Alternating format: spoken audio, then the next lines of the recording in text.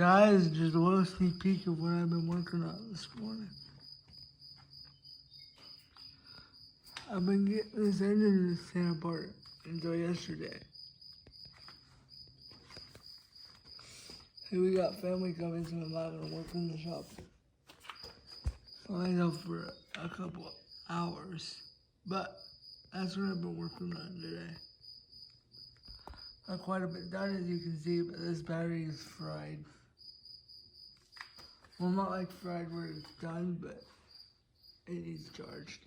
So that's what I've been doing this morning.